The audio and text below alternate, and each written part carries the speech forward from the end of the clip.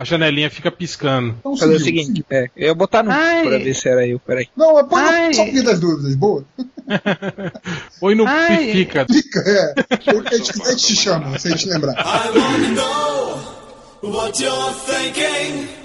There are some things you can't hide. I wanna know what you're feeling.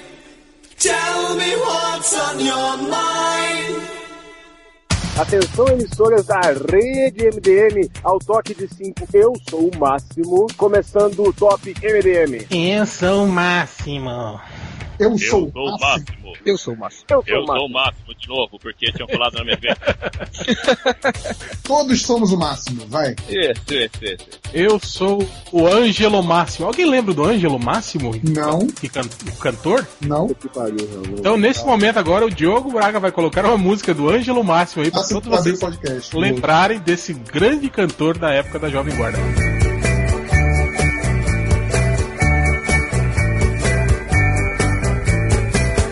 Mas então, foda-se a música, foda-se o pirulito, foda-se o Ângelo Máximo. Estamos aqui mais uma vez reunidos para o podcast MDM, o podcast mais acadêmico da podosfera brasileira. Hoje aqui só com pessoas que têm nível superior.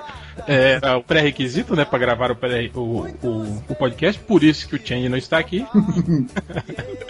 E tá apresentando a galera, estamos aí com o Algures, é nóis. Poderoso Porco, olá, o Nerd Reverso, quem não cola não sai da escola, e o nosso convidado, o Álvaro Trigo.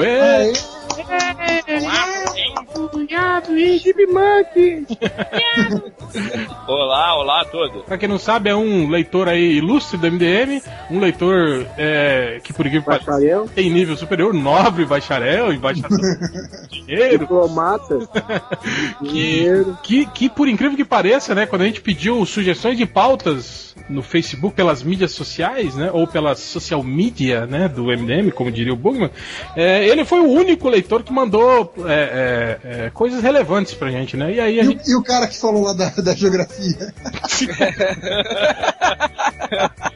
Pô, o cara da geografia deve estar bem puto agora, velho. Até porque na sugestão dele pra geografia era que a gente fizesse basicamente o que a gente vai fazer hoje. É um podcast sobre história. Que era um podcast sobre história. Só que colocando, sei lá, relevo, hidrografia ali no meio, uma coisa assim. Não entendi direito. Eu nunca fui bom em geografia. Então, Álvaro, se apresenta aí, dê as suas credenciais. Bom, minhas credenciais não são lá grande coisa, né? Acho que a primeira delas e pior é ser um leitor do MDM.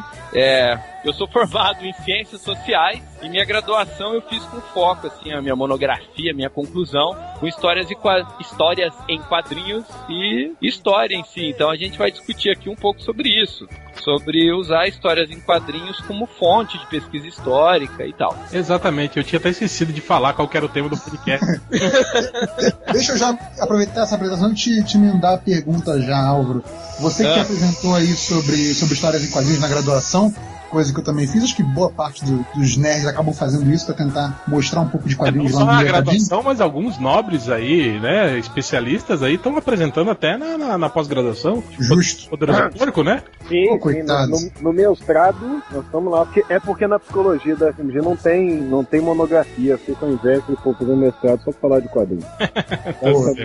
E aí, assim, Tem quando você convida professores pra banca, coisa assim. Quando você fez, teve aquela coisa tipo, mas quadrinhos, sabe? Teve essa reação. Olharam pra você, gibizinho? Aquela coisa de criança, né? Teve essa reação? A galera já era safa? Como é que era aí? Não, foi completamente duas relações, né? Então, quando eu tava tentando fazer a monografia sobre esse tema, então teve o povo que olhou pra aquilo como coisa de criança. Nossa, gibizinho. Coisa de criança, você é burro aí, você é a turma da Mônica. E tinha o povo marxista radical, né, que olhou para aquilo ali e falou assim, pô, mas você vai falar da ideologia dominante, esses malditos quadrinhos que vêm pra dominar o mundo, os imperialistas. Não sei nem quem é pior, né? Não, foi essas duas reações básicas assim, foi triste, na verdade, tentar emplacar isso aí lá. Eu até contei uma história aqui em off pro Álvaro, quando eu ainda tava no meio da alcateia de lobos. Quando era um acadêmico. Dos marxistas, né? Eu cheguei um dia com um gibizinho do Capitão América na mão. Imagina, cara, num num curso de base marxista, cheia de comunistinha, né, de faculdade. E era aquela capa do Capitão América preso, lembra? Ah, Capitão América atrás das grades e tal, né? Aí o cara olhou e falou, finalmente esse porco imperialista teve o que mereceu, né? Eu lembro que eu já ficava puto nessa época. Eu tentava argumentar, não, cara, mas o Capitão América, ele não é pró-governo dos Estados Unidos, ele não é imperialista, ele luta pelos ideais de liberdade. Mentira! Eles estão fazendo a sua cabeça, e não sei o que. Tá. Fazendo lavagem cerebral. Foi alienado. Eu falei, não, tudo bem. É um porco imperialista mesmo, aí eu, né? Aí você se assumiu como verme. Eu ia na onda, né? Não, perdeu o sistema. Bom, então, o Álvaro, ele surgiu aqui com a proposta de algo muito interessante, que é discutir a utilização do quadrinho como documento histórico, como um meio de você identificar a política, né, as características sociais de um certo local e numa época do tempo, analisando justamente os quadrinhos produzidos na época em questão. Exato. Posso pegar a palavra rapidamente? Claro, pega. Bom, Ui, enche a mão na palavra. Eu acho que cabe aqui, devido à qualidade dos leitores, né, cara? Primeiro, eu acho que explicar pra eles o que é ciência histórica, primeiro, que eu acho que eles são todos burros. E tal, e acho que não consegue diferenciar muito história. A última pesquisa da Datafolha deu que o índice de leitores burros que o Melhores do Mundo tem está em torno de 98,5, 2 pontos percentuais para mais ou para menos. Só que tem 101,5. Mas tem 1% que tá indeciso ainda. Soma tudo aí que vocês vão ver. Então, basicamente, assim, é importante esse povo entender, assim, que a história como ciência, ela busca investigar o que aconteceu no passado, e para isso ela tem alguns critérios. Então, por exemplo, não é porque a tua avó contou uma história, ou mesmo que você pegou ali uma obra que te narra uma história, que aquilo não é um fato. Você vai usar aquilo como instrumento, talvez, para investigar aquele passado ali e tentar extrair alguma informação que permita você reconstituir esse passado aí e ter o mínimo de noção do que aconteceu. Ok, Álvaro, agora eu sou o leitor burro. Mas, professor Álvaro, pra que vai estudar essas coisas velhas do passado se a gente tá no presente?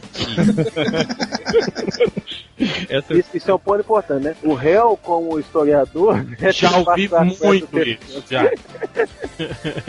Não, basicamente para você criar mecanismos de tentar entender assim um padrão na sociedade, talvez. Isso, compreender melhor o passado, aquela velha máxima tosca, né? Compreender o passado para viver o presente e projetar o futuro. E falando aí dessa questão do gibi como objeto da ciência histórica, por que isso seria polêmico em comparação aos objetos normais? Quais seriam os objetos normais que a tal da ciência histórica usa para dizer, não, isso aqui é cientificamente acurado pelo ponto de vista da história, ou isso aqui não é? Quais objetos são tradicionais, quais que não são, se é que existem não tradicionais, e onde é que o gibi entra no meio disso aí? Então, eu falei um pouco com o réu, né? Aí a nossa conversa acabou sendo um pouco técnica demais. A gente tentou, assim, deixá-la um pouco mais superficial aqui pra não fritar demais o cérebro dos leitores. Mas assim, essencialmente, essa história de você usar como fonte histórica, ou seja, como evidências dessa história, os quadrinhos, é uma coisa um pouco mais nova, de você considerar assim, qualquer coisa produzida pela cultura humana como fonte de documentação histórica. Então, antigamente, você tinha uma visão assim, no século XIX, principalmente, de que só quem tinha escrita produzia história, então só documento escrito valia. Aí foi prosseguindo para uma coisa assim mais aberta de história oral, né? Exato. Até culminar nos quadrinhos, mas é uma coisa ainda meio nova, viu? O povo torce o nariz em geral, agora tem bastante gente atrás disso, mas é complicado ainda. Eu tinha até comentado com o Álvaro, exatamente isso, ia chegar aí nessa questão. O porco, ele tá envolvido agora, e eu também tava com essa visão, e o porco até me falou, não, agora hoje em dia até a academia tá meio que tá mais aberta, né? Aos quadrinhos, né, tal, mesmo porque a gente já tem um pouco mais de trabalho. Mas ainda tem um pouco, não tem não, Lucas? Porco de resistência, assim, da parte da academia? Tem, com certeza.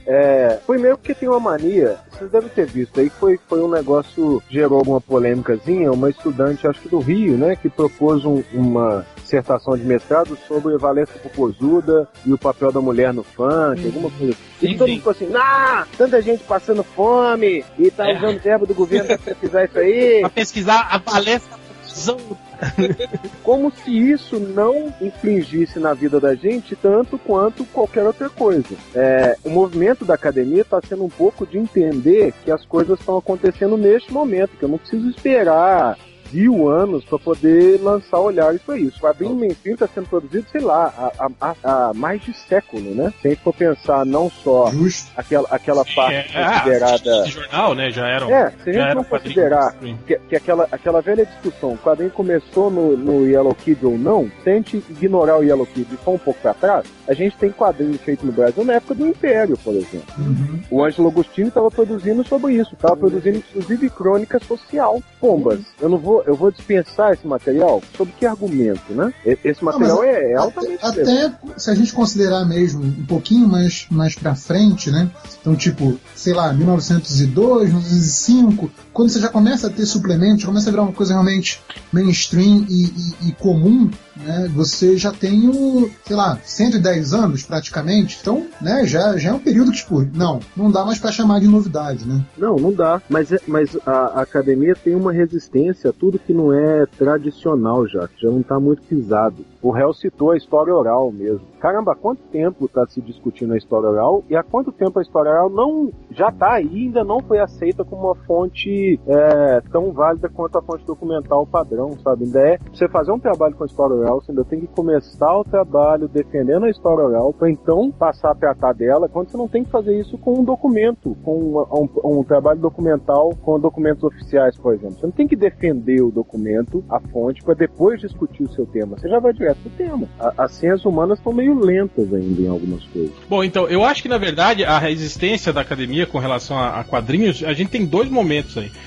Mesmo porque eu vejo que hoje em dia não é a qualquer quadrinho. Por exemplo, se você vai discutir Maus, os quadrinhos do Joe Sacco, esse quadrinho, né, que já tem um perfil histórico assumido, que é feito por jornalista, que é feito por, né, isso aí a academia aceita bem. Agora, eu acho que o problema é não só como o quadrinho, mas qualquer coisa relacionada à cultura pop. O Porco citou aí a Valesca Popozuda, por exemplo, que todo mundo criticando, meu Deus, a mulher, né, gastando dinheiro da bolsa aí, que a gente paga dos nossos impostos pra estudar a porra da Valesca Popozuda. Mas se você for ver o objeto de estudo do trabalho dela, é muito interessante. É pertinente, é muito pertinente. Ela tá discutindo a questão da sexualização da mulher, né?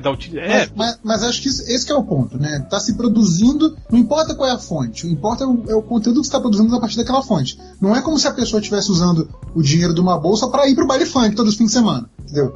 Ela tá produzindo um conteúdo. Mas, dando um parecer aqui de quem trabalha um pouco com a área científica, assim, em divulgação mesmo, as pessoas têm uma percepção limitada da ciência, assim, qualquer ciência, do investimento que é isso. Então é meio o negócio do povão. Eu não gosto de funk, então foda-se funk. Não tem por que pesquisar isso. Por que tem que pesquisar e mandar o cara pro espaço, porra? Pô, tem gente passando fome. E a corrupção, entendeu? É um negócio assim também. Sem contar que a gente está tratando de ciências humanas, né? Sim. Ciência para as pessoas sempre é física, sempre é aquelas ciências duras, clássicas. Mas microscópio. Lucas, ou porco, não sei como chamá-lo. Pode usar porco à vontade. Porco. Com todo respeito. Porco com todo respeito. O problema, velho, é que assim, as pessoas têm uma percepção de ciências humanas pior, na minha opinião, ao meu ver, do que essas aí, assim, como se fosse pior ainda, como se fosse mais coisa de vagabundo ainda, mas mesmo essa área de exatas, assim, tem uma resistência, assim, na cabeça do povão, de como é feito, o processo como é feito. Eles acham que não devia ter dinheiro aí, ou que aquilo que é feito é inútil, que o programa espacial é inútil, que o acelerador de partículas é inútil. Imagina uma monografia sobre o Batman, entendeu? Isso é bem uma questão de educação mesmo, né, cara? É que nem o Romário, esses tempos aí, fez um projeto de lei que reduzia a burocracia na distribuição de alguns componentes importantes, assim, para pesquisa científica. Porra, pra quem conhece um pouco de pesquisa, o cara sabe que a burocracia, ela barra muita coisa e ela impede uma agilidade em certas pesquisas. E o projeto dele era uma coisa que visava dar uma acelerada nisso, né? Tipo, permitir que se pudesse agilizar um pouco as pesquisas científicas. E ele divulgou isso no Twitter dele e um cara pegou e começou a reclamar do tipo, porque tu foi eleito pelo povo, não por cientistas. Porque tu tem que lutar pelo povo, não pro porque tem que construir mais escolas e mais creches e mais... menos ciência, mais creches. E ele até foi muito educado e tentou explicar pro cara assim, tipo, não, como é que tu acha que... Ele foi super educado nesse sentido, mas ele falou... Então não era o Romário, devia ser um assessor dele. Um assessor. Ele falou, como é que tu acha que o remédio chega até a população, né? Como é que se cria o remédio, como é que se faz uma pesquisa para gerar um novo remédio, e outros exemplos que ele deu. E não adiantou, cara, sabe? É claro que não adianta. O cara fala, não precisa de remédio novo, já tem muito remédio aí que não chega. Vai criar mais um pra não chegar. Então tem muito isso, né? Mas isso que o Hell falou da questão dos quadrinhos entra também uma coisa que coincidentemente eu tava vendo essa semana. Eu tava vendo um vídeo de um programa qualquer lá nos Estados Unidos, tipo esses Good Morning... Luciana Gimenez, pode falar, a gente sabe.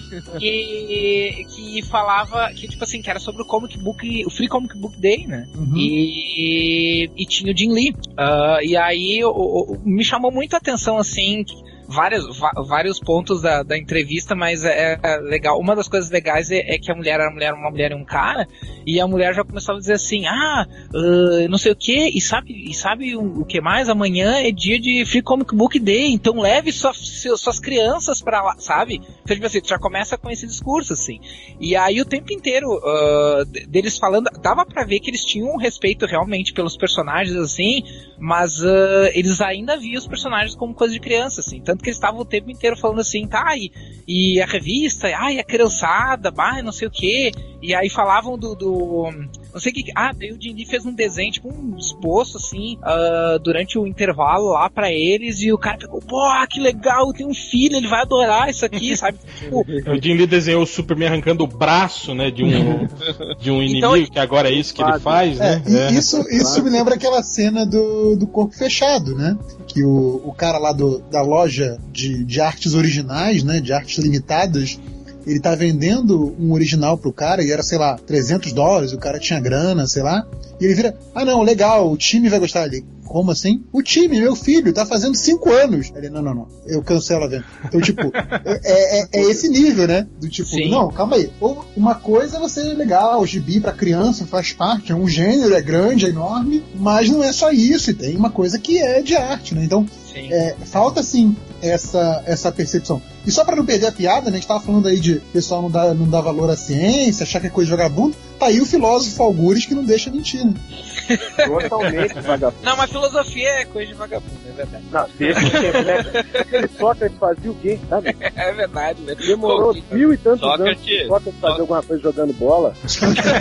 Da Grécia, não fazia nada. Falsos poetas! O Sócrates era especialista em encher o saco dos outros, na verdade, cara. Se você analisar, assim, a trajetória dele na Grécia era basicamente tipo uma praça, humilhar uma pessoa, conquistar o ódio no coração da população, entendeu? E ficar enchendo o saco da pessoa perguntando coisa até que o cara ou o cara se enchesse o saco e ir embora, ou então ele tá tudo bem, Sócrates, tu tá certo.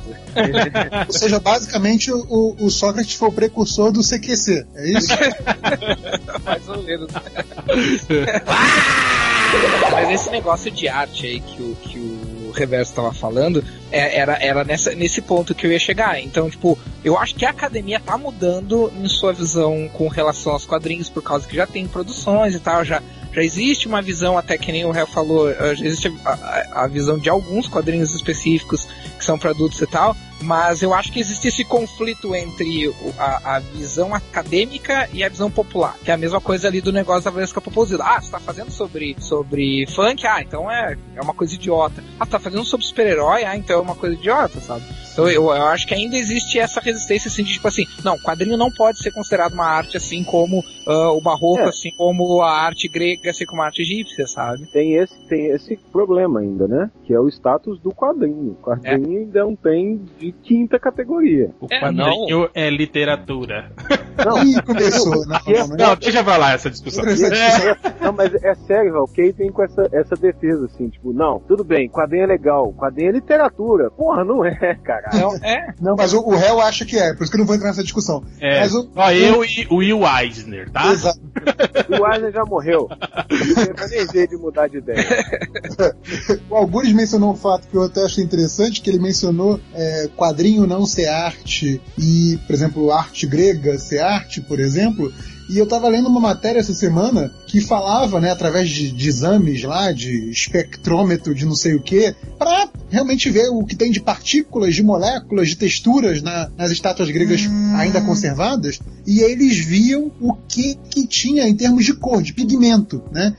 Sabe que aquilo foi lavado com o tempo, mas era uma coisa de cores errantes e cores básicas, incrível, que lembra muito o início dos quadrinhos, né? Cara, as estátuas gregas são super-heróis, cara. Os caras com as caponas vermelhas, assim. Muito sério. Tipo, não é aquela coisa sóbria do mármore branco. Não, cara. Eram completamente coloridas, berrantes, assim, cara. É muito estranho mesmo. Né? A ideia de que não tinha... A gente fica imaginando, né? A gente liga essa coisa da estátua grega com a sutileza, e não tinha sutileza nenhuma, né? Era uma alegoria de carnaval, praticamente. ou mesmo a percepção de que isso aí, na verdade, era cultura erudita. Ou mesmo que Shakespeare era cultura erudita, cara, que lá era cultura popular, que lá estava inserido num contexto do povo mesmo. Sim. Não é essa coisa free de hoje em dia. Era tipo a fotonovela da época, né? O Shakespeare. E isso vai de encontro ao que o Porco falou. Que a gente tá falando de história, mas é engraçado como a academia tem uma resistência quanto a dar valor ao que é atual. Tipo, se for uma coisa que era mais uma antiga. Coisa de gueto quando era há 200 anos atrás, hoje ela é clássica. Mas se é uma coisa de gueto hoje, ela não tem valor acadêmico. A gente pode usar como exemplo isso, o jazz mesmo, como música, coisas assim. Ou mesmo se você analisar as monografias, as obras que usam quadrinho como base em história, a maior parte delas vão para um lado assim mais cult, ou é analisando, igual vocês mencionaram aí, as obras do Joe Sacco, ou é mencionando, ou é estudando essas obras de caricatura do Brasil. Sim, do Império, uma coisa mais um ar mais superior. As políticas, né? Tipo assim, eles optam por analisar o que é mais fácil, na minha opinião. O lugar comum, né? O que já está declaradamente, né, assumido como algo produzido com não diria com valor histórico, mas baseado na história, assim, mas de fato, né? Algo assim que não tá. Você não precisa analisar, você não precisa. Você pega algo que não vai ser controverso. Algo que. Não posso tirar minha bunda da reta, porque eu tô precisando da Mulher Maravilha. Não, algo que não requer, por exemplo, uma análise mais aprofundada. Você pega um livro do Joe Sacco, por exemplo, ele tá descrevendo completamente a situação. É óbvio que é uma visão de um dos lados, né? Mas ele tá descrevendo exatamente aquilo, né, cara? Que você tá vendo ali, a situação vista pelo ponto de vista dele. Não é algo, por exemplo, que você tem que fazer uma análise de extrapolação, por exemplo, de você pegar o material. Vamos dar um exemplo aqui, como eu estava conversando com o Álvaro no início, o Príncipe Valente, por exemplo, que nos anos 40, as histórias do Príncipe Valente, que apesar das histórias se passarem na Idade Média, ele estava lutando contra bárbaros germânicos, justamente no período da Segunda Guerra Mundial. Enquanto os outros heróis todos estavam lutando contra os nazistas e japoneses, ele estava lutando contra bárbaros germânicos. Ela é um documento histórico, mas não em termos de narrativo, e sim em termos do reflexo, né? Reflexo histórico. Tem a ver com as divisões aí, até que o Álvaro passou na préviazinha que ele falou com a gente. Mas seria interessante a gente... Antes de entrar nesse ponto aí, só pra falar desse ponto que o réu tava falando, que essa questão, quando é baseado em extrapolação, ou seja, quando você não tá naquele nível do mais superficial e você realmente tenta buscar um sentido que não tá tão evidente, eu acho, não sei vocês aí que são pesquisadores mais experientes, mas a impressão que eu tenho as pessoas evitam esse tipo de análise porque essa análise está sujeita a levar porrada da academia, né? Enquanto que uma análise do superficial, do simplesmente dado, tá ali, não tem como você discordar, você pode só dizer que tá boa ou não tá boa, mas quando você está falando de exploração, de especulação, de sentido, você está sendo mais ousado e você não está falando de algo que você pode afirmar com certeza. Então, você está dando a cara a tapa ali, né? Você está falando, minha hipótese é essa e tá pronto para ouvir as críticas. Mas, né? Reverso, isso é um problema da ciência em geral, né? Tem se feito muita ciência para comprovar muita coisa que já tá sabido, sabe? Eu vou pisar o que já tá pisado. É melhor do que eu me arriscar a afirmar alguma coisa totalmente nova. É muito fácil, por exemplo. Tem remakes. É, ciência sim. É tipo o discurso do Joaquim Barbosa, né? Quando ele fala que existe muita corrupção dentro do judiciário e tudo. E ó, tá vendo? Esse cara é foda, ó. Ele fala as verdades, como se ninguém soubesse disso, né, cara? Tomar no cu. É igual criticar o Lobão. O Lobão falou muita merda, mas é igual criticar o Lobão porque ele falou que o Roberto Carlos é uma múmia. É uma múmia mesmo. Esse cara sou eu. O problema de uma declaração dessa é que quando você fala um negócio desse, eu não sei quem vai ser atingido primeiro pela maldição MDM, Roberto Carlos ou o Lobão. Ou Joaquim Barbosa, né? Joaquim Barbosa. A gente não pode citar ninguém aqui. Eu acho interessante a gente repartir assim pros nossos amigos leitores essa noção assim de que uma obra que narra um evento histórico não é necessariamente assim um reflexo daquele período histórico. Então, por exemplo, eu listei algumas aqui, se vocês lembrarem, vocês podem mencionar. Nós estamos aí mesmo, né? Pra dar força. Mas, por exemplo, o Príncipe Valente, o Lobo Solitário, o Samurai X, o Corto Maltese, do Inferno, são obras modernas que retratam ali um período histórico. Ela pode estar, vamos dizer assim, sendo mais fiel ou não àquele período, mas ela serve muito mais como reflexão da época que o autor escreveu aquilo do que como uma obra verossímil daquela realidade. Eu concordo com isso, mas também concordo que existem obras, por exemplo, que são trabalhadas fora da época, né, em si, como o Príncipe Valente, por exemplo, mas que são muito bem embasadas, né, no contexto histórico da época, né. O do Inferno, do Alan Moore. Sim, o cara vai atrás possível ali.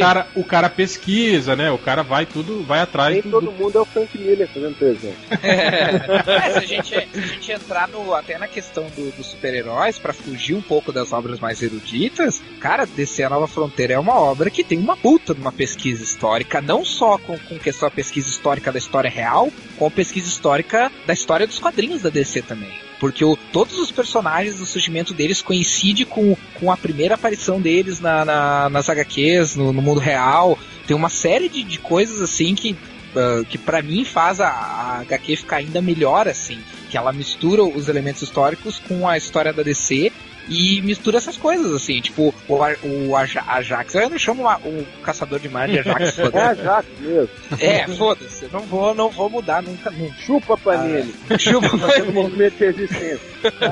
Chupa DC, né, que não é o nome que a DC criou, mas tudo bem. Por exemplo, o Ajax surgiu em 55, aí na HQ ele aparece no ano de 1955, e aí eles usam o tema da paranoia do comunismo e de todos aqueles filmes que eram feitos de alienígenas por causa da paranoia do comunismo, sabe? Então, tipo, é uma história totalmente fictícia, totalmente fantástica, mas ela tem um embasamento histórico que tanto gera reflexão quanto permite que a gente que se tenha essa pincelada, né, no período histórico mesmo, que ele retrata, né? Mas seriam obras, vamos dizer assim, seriam ótimas obras para uma reflexão histórica, e algumas delas são excelentes, mas assim, não necessariamente são um documento daquele período.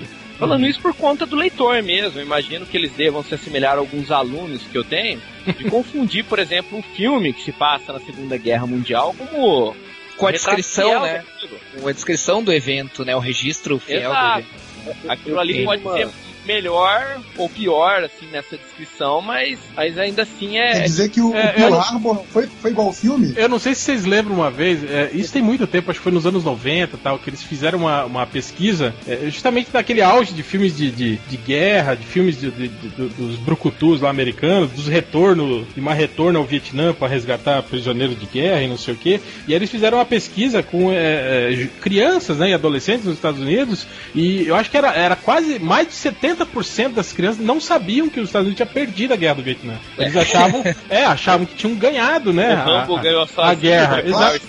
Exatamente. Mas Chuck Norris indo lá, bicho. Chuck Norris ia lá toda semana. Ele foi 3 vezes, né? Ganhou 3 vezes a guerra. Então tem um pouco disso também, né? Desse tipo de coisa e embaralhando a cabeça desses jovens burros aí, né, cara? E eles iam tomando esse tipo de coisa como verdade absoluta, assim, né? Isso leva a umas atitudes preguiçosas, né? Então, o negócio não é colocar essas informações erradas e discutir. Erradas entre grandes aspas. A gente colocou isso na fanpage do Melhores do Monan, não lembro quem colocou, do Hitler morrendo no bunker sendo assassinado pelos Toshmanas. Que é a verdade, né? Então, é a verdade que eles não contam, né? O problema não é essa informação existir, porque aí os críticos da moral e do bons costumes, das aulas de moral e cívica, vão dizer, ai, tá vendo? Padrinho, não serve pra nada. Ensinando tudo errado. Vamos cortar isso aí. Não é isso. Isso tem que estar aí desse jeito. Tem que ter alguém pra dizer, olha, velho, não foi assim que aconteceu. Primeiro que o Toshimana não existe, o Hulk não responde a sua cartinha, logo ele não podia ter matado o Hitler. Lógico que não, mesmo porque ele morreu metralhado num cinema, né, cara, o Hitler. Depois eles encobriram, né? E segundo o Hellboy, ele morreu em 1958 só, o que for matar o Hitler. Então tem muita coisa aí que está escondida, a história ainda não descobriu. É os Illuminati, né? Os Illuminati. É meio que separar esse fato aí da ficção. É pro leitor não confundir, assim, que a gente vai falar de outras obras, assim, que vão pra esse lado, assim, mas como fonte mesmo. É o leitor não confundir uma história que se passa em tal período com necessariamente o período, porque eles confundem, infelizmente. Sim. Eu acho que é aquela coisa de tomar o efeito, como é que eu posso dizer? É tipo assim, a síndrome do tá na TV é porque é verdade, né, cara? É tipo assim, bom, se estão fazendo o filme baseado em fatos reais, né? É engraçado falar. Tipo, porra, se é um fato, é óbvio que é real, mas enfim. Se estão fazendo baseado numa história real, então deve ser tudo aquilo que aconteceu, deve ser verdade. Tipo, as pessoas, elas não têm a noção de licença poética. Essa é uma problema também, né, cara? Eu acho que é uma leitura também, não sei se vocês, quanto tempo faz que vocês não pegam um livro didático de história. A maior parte daquelas imagens em livro didático de história pra molecada, elas são quadros do século XIX, tentando retratar a Grécia, tentando retratar Roma. E o cara, ele cria na cabeça dele que aquilo, ele não consegue filtrar essa informação. Precisão histórica zero. Sim. Eu não sei se vocês lembram, acho que uns 10 anos atrás, quando eles fizeram toda uma revisitação da figura do Tiradentes, né? Vocês lembram? Que agora até eles pararam de usar aquela figura do Tiradentes barbudo. Jesus Cristo, conselheiro lá, e começaram a usar mais a figura de alferes, que ele era um alferes, na verdade, né? O tempo que ele ficou preso não seria capaz de crescer uma barba daquele tamanho, ele não usava uma toga, né? Aqui em Minas isso foi um viés que a gente nunca teve, porque ele é o símbolo da polícia militar, né? E aí ele é todo soldadinho, sem barba, sem bigode, sem nada. Militar não tem isso. Não, mas então, isso que eu tô falando, isso tem a gente passa aí por esse lado, né? Quer dizer, teve uma construção ideológica, né? De criar um mártir, né? O mártir republicano. Exatamente. Baseado em Jesus Cristo. E tem outros trabalhos, né? Estão falando agora, estão questionando, por exemplo, as obras do Aleijadinho, né? Dizendo que talvez não tenha sido Aleijadinho. Que talvez Aleijadinho nem tenha existido, né? Como uma série de artistas. E eu acho legal isso, né, cara? Eu não sei se chegaram a ver uma série. Na verdade, isso me parece modinha, né? Porque dizem, não pode ser um artista só, que isso seria estrelismo. Agora é tudo cooperativa, né? Então, a Aleijadinho era uma cooperativa de artistas. Mais ou menos, né, mas isso é parte de estudos, né? Dos caras analisando cientificamente, né? Falando, um cara que tivesse problemas de lepra, por exemplo, né? E não conseguiu fazer tantas obras assim num período de tempo tão curto, né? E é um tipo de análise também. E de documental também, né? Esse tipo de coisa. Eu acho que assim, o cúmulo dessa coisa que o Álvaro falou da falta de referência, né? A questão do livro didático, que na verdade não está retratando um período exato da história, mas um período muito depois, com uma visão que não é exata, que é corrompida daquele período anterior. Política, para trazer e que é política, com certeza. E eu acho que é o cúmulo disso, até já foi citado aí, é o 300 do Frank Miller. Porque o 300 do Frank Miller, ele é, primeiramente, uma adaptação do filme 300. Que ele assistiu, ele achou massa, velho. Se não me engano, é de 62, se não me engano. Sim. E que tem, e naquela época que Hollywood tinha um compromisso zero com qualquer verossimilhança. Então, assim... Ainda tem, cara. Então, mas eu acho assim, hoje em dia eles tentam enganar as pessoas. Naquela época nem isso, sabe? Acho que naquela época era muito mais... Naquela época era mais na cara, né, cara? Aquela coisa tipo assim, não... O ator tá maquiado, tá penteado como se ele fosse pra uma festa dos anos 60, mas ele só tá usando uma armadura fake por cima, né? Cara, naquela época que a Cleópatra ainda era a Elizabeth Taylor. E o Gengis Khan. Os homens andavam com os dinossauros. Naquela época era melhor. Gengis Khan era o John Wayne. Cara. Genial, cara. E assim, eu acho que o Frank Miller, ele pega essa referência, que dá pra chamar de tudo menos histórica, e ele ainda vai pro lado de estilizar essa referência pros gostos dele. Então, não, e Star também. E também destilar o veneninho dele. O lado nazista dele. Toda essa... A cistinha que ele é. Todo esse perfil fascista, né, patriótico que ele tem aí, né, e jogar isso lá nos 300 de Esparta lá, né, como se os espartanos fossem os americanos, então, né, lutando contra os... Voltando para aquele aí ponto... vem o Zack Snyder e melhora isso ainda. Aí, voltando pro ponto principal, Álvaro, daquelas divisões lá que você fez, quando a gente tem esse tipo de obra que tem essa visão, que é claramente a visão de um autor específico, o quanto dá pra gente usar isso como documento, não dá? Olha, eu acho arriscado. Eu, por exemplo, se fosse um pesquisador, só se o cara fosse traçar um paralelo, assim, fazer mais uma análise. É muito mais válido para você fazer uma análise do autor ali e do período histórico que ele escreveu aquilo, do que do passado mesmo. Você tá comendo uma janta requentada. Apesar que eu sei que tem muito tabu também. Eu vi uma vez um cara com o cara, pesquisador, ele fez um artigo falando sobre o mouse do Art Spiegelman e apontando uma série de problemas, assim, né, de históricos, né, na série. Cara, você precisa ver na área de comentários, todo mundo xingando o cara, seu nazista, seu não sei o que, como que você fala isso, né? Então tem alguns temas, assim, né? Por exemplo, mouse mesmo é um tema, né? Que, cara, você lê aquilo, você se consterna, né? Você fica, né? Caralho, porra, né? Até as histórias do Joe Sacco também, né, cara? É alguma coisa... Sim. Again também, que a gente tava comentando, né, cara? É algo assim que você vê e fica, caralho, né, velho?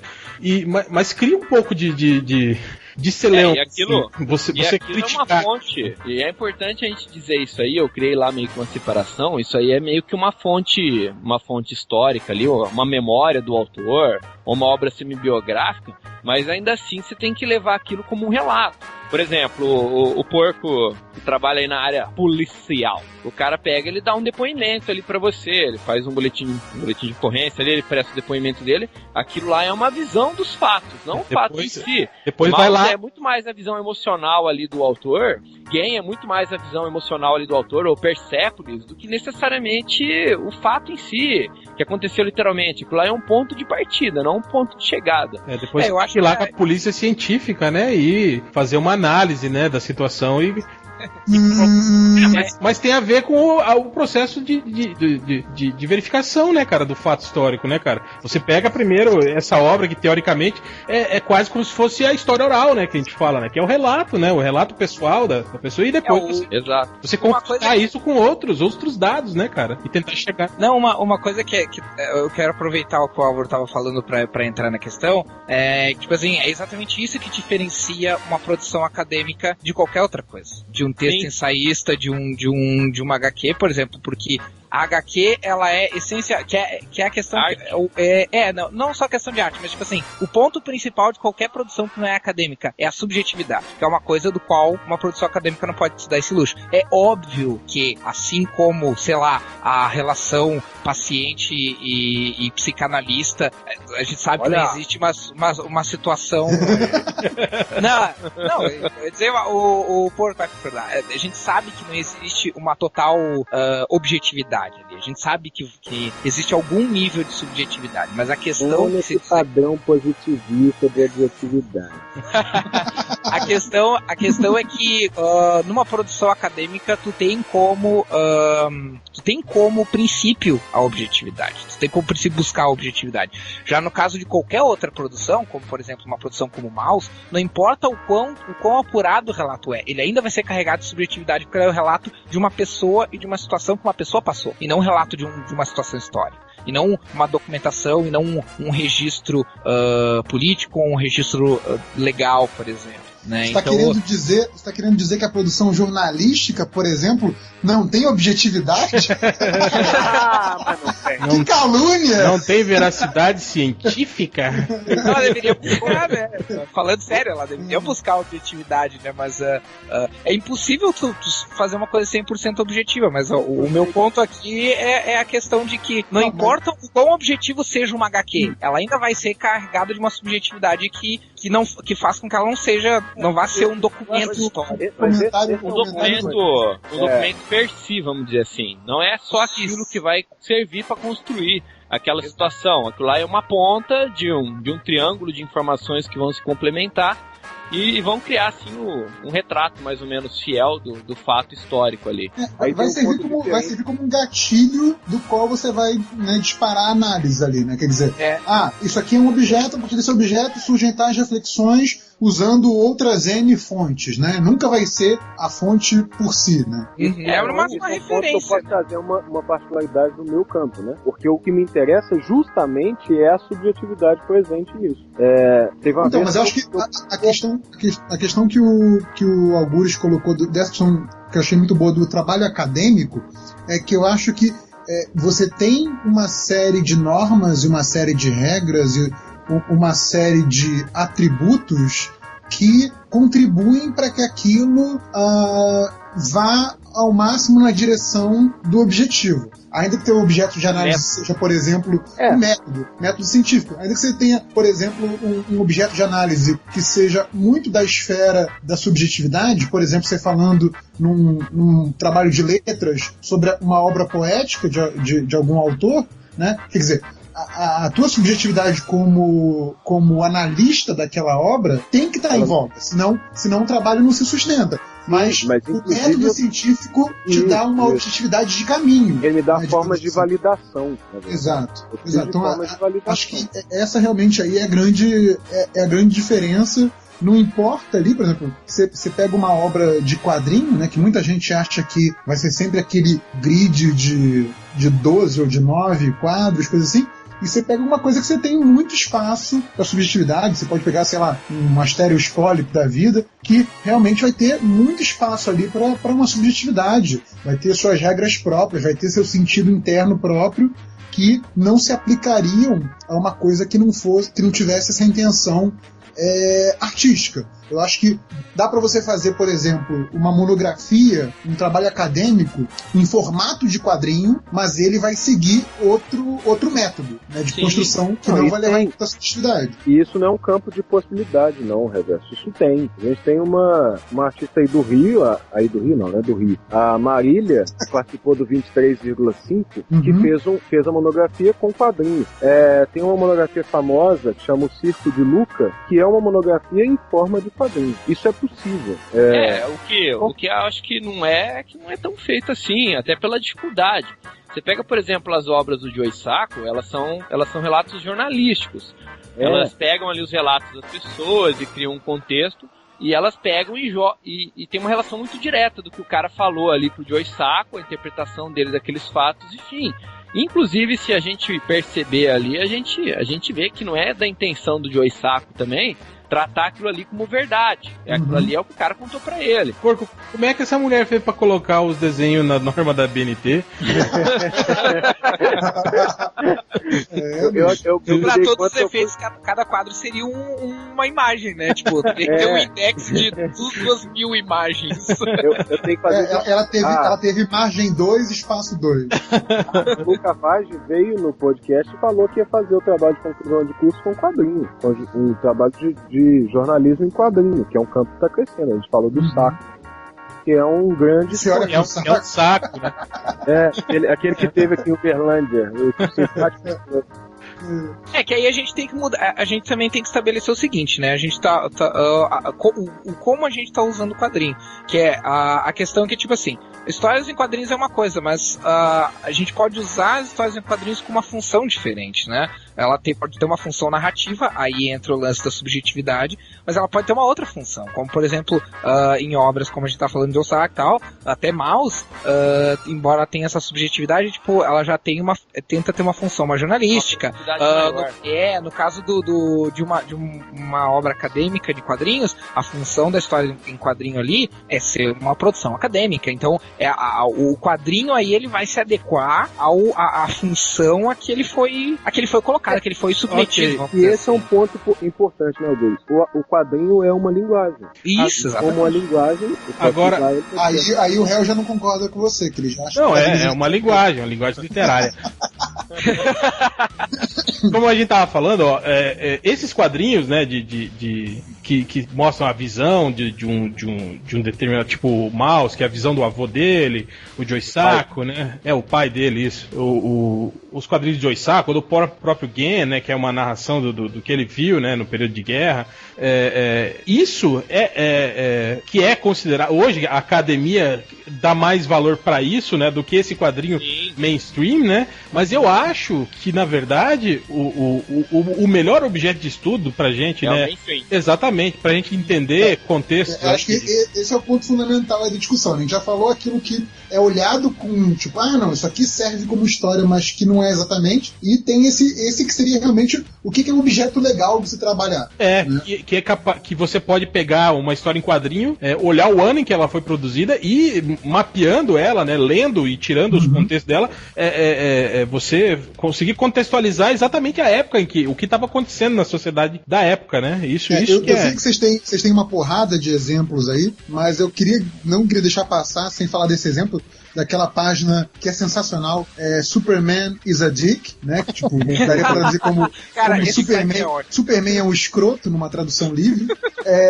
Que assim, ele mostra capas antigas e você vê como ele era machista e como era xenófobo e coisa assim. E tem uma capa ótima, clássica até eu diria, que, né, nesse contexto terrível da história, que é na época que os Estados Unidos está em guerra, acabou de entrar em guerra, está no auge ali, aquela xenofobia total, ódio ao japonês e ao asiático como um todo. E tem o Super-Homem segurando uma criança japonesa, né, pelo colarinho e dando tapas na cara dela. E a frase, a chamada de capa, tá dizendo assim: "It's okay if you slap a Jap." Cara, isso aí virou um bordão, né, nos Estados Unidos da época, exato, né? Então, imagina, né, o Super-Homem batendo numa criancinha asiática, né? Tipo, o americanão superior batendo numa criancinha asiática. Isso era visto tranquilão, assim, né? Pegando esse lance do americanão superior, antes até de entrar no mestrado, eu co-orientei, não fui creditado por isso, uma monografia de... Ó o rancor. Uma monografia de conclusão de curso. Na verdade, foi o co-orientador, o orientador oficial que me sabotou. Mas enfim, isso não é o caso. Rancor. A gente pegava uma história... típica. A gente pegava uma história do Superman, que é uma história que saiu numa revista, tipo, sei lá, Veja, da época, Rider, que é como seria se o Superman resolvesse entrar na Segunda Guerra, que é antes dos Estados Unidos se envolverem no conflito. Essa história saiu aqui no Brasil num desses encadernados de aniversário da DC, da Panini. É uma história de 2 páginas que é sensacional. No trabalho a gente pegou ela e comparou a Segunda Guerra nessa história de 2 páginas e naquela história Testamento do Magneto, que saiu encadernado em capa dura. Devem ter lido ela. Na HQ ele resolvia a guerra em 2 horas. Quadros. Ele voa, pula. Voa não, né? Ele pulava ainda. Ele pula a linha... Esqueci o nome, a linha da Baviera lá, dos alemães, detona tudo e manda os franceses invadirem. Não, só pode passar pra cá que isso aqui tá resolvido. Aí ele vai até a União Soviética, pega o Stalin... Os franceses não invadiriam, cara. Não. Pega o Stalin pelo colarinho, vai até a Alemanha, pega o Hitler pelo colarinho, leva os dois pro Tribunal Internacional e fala assim: pronto, esses dois aqui estão querendo avacalhar com o mundo, vocês resolvem o problema aí. E fim, e vai embora. Mas isso porque você não leva em consideração que o Hitler tinha a lança do destino e ela é mística e ela... A lança Longinus. E uma das vulnerabilidades do Superman era a magia. Então... Agora você lembrou uma coisa que eu acho sensacional. A DC precisar realmente criar uma justificativa para os seus leitores para que... Por que o diabo da sociedade da justiça não foi atacar o Hitler? Pô, mas era uma justificativa super legal, você não acha? Então não, eu acho uma justificativa bacana. Tipo assim, o fato da DC precisar fazer isso, né? Quer dizer, o quanto aquilo realmente está ligado com a época, né? Sim, tipo, não, eu acho que reflita a época, e eles querem, como, sei lá, o Capitão América lá se esbofetear com Hitler. Eles queriam isso. É muito mais legal. Não, mas peraí, gente. O destino chorando no 11 de setembro. Peraí, gente, vocês estão falando isso aí da justificativa de não ter ido. É retcon, porque a Sociedade da Justiça foi.